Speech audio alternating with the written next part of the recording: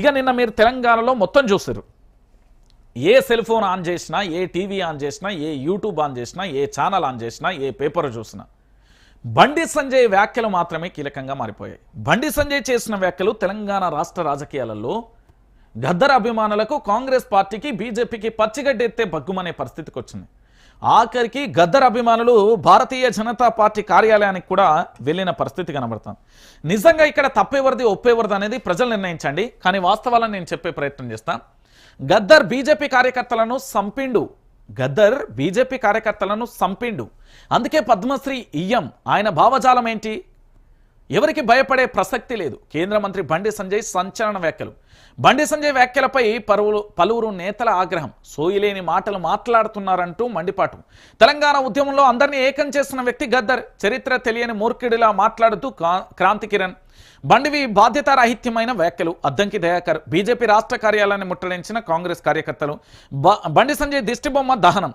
ప్రజా యుద్ధ నౌక గద్దర్ చుట్టూ తెలంగాణ రాజకీయం నడుస్తుంది. గద్దర్కు పద్మశ్రీ ఎందుకు ఇవ్వలేదన్న సీఎం రేవంత్ రెడ్డి వ్యాఖ్యలపై కేంద్ర మంత్రి బండి సంజయ్ స్పందన వివాదానికి కేంద్ర బిందువు అయింది. బీజేపీ కార్యకర్తలను హత్య చేయించిన గద్దర్కు ఎట్లిస్తారంటూ ఆయన చేసిన వ్యాఖ్యలు రాష్ట్ర రాజకీయాలను కుదిపేస్తున్నాయి.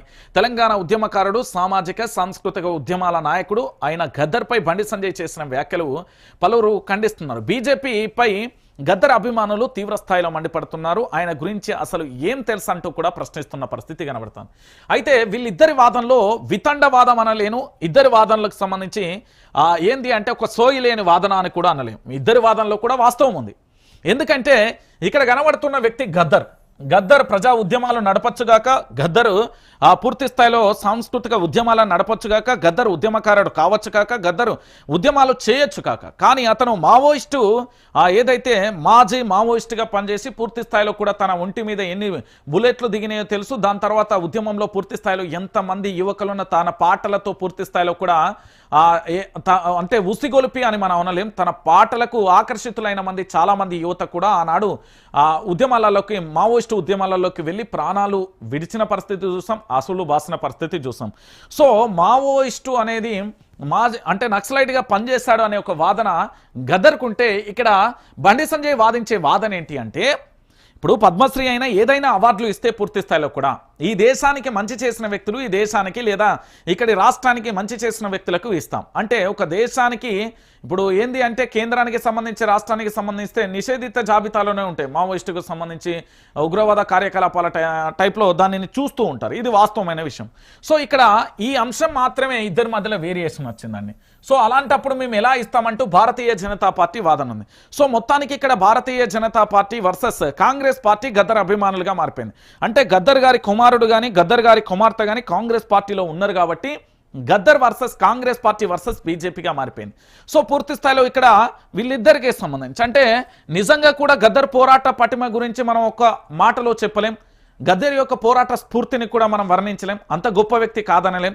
కానీ గతాన్ని కూడా మేము తిరగ తోడేసినాం, దాంట్లో వాస్తవాలను కూడా మేము చూస్తాం కాబట్టే ఇవ్వలేదు అంటూ భారతీయ జనతా పార్టీ కొత్త వాదాన్ని తెర మీదకి తీసుకొచ్చింది. సో ఈ వాదంలో భాగంగా ఏం జరిగింది అంటే, తాను వివాదాస్పద వ్యాఖ్యలు చేశారంటూ కాంగ్రెస్ ఆర్పింది. తానేమి వివాదాస్పద వ్యాఖ్యలు చేయలేదంటూ బండి సంజయ్ అంటున్నారు.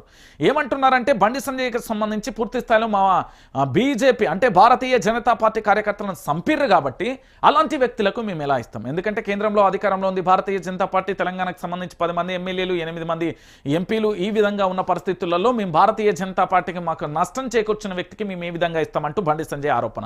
ఇక్కడ గద్దర్ అభిమానులకు సంబంధించి గద్దర్ లాంటి గొప్ప వ్యక్తి, మహోన్నతమైన వ్యక్తిని మనం చూడలేం.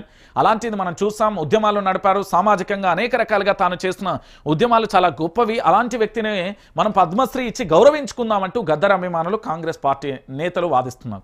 సో ఫైనల్గా ఈ చర్చ ఎంత దూరం దారితీస్తుంది, ఎలాంటి పరిణామాలకు దారితీస్తుంది అనేది కూడా మనం వేచి చూడాల్సిన పరిస్థితి కనబడుతుంది. ఇక దీని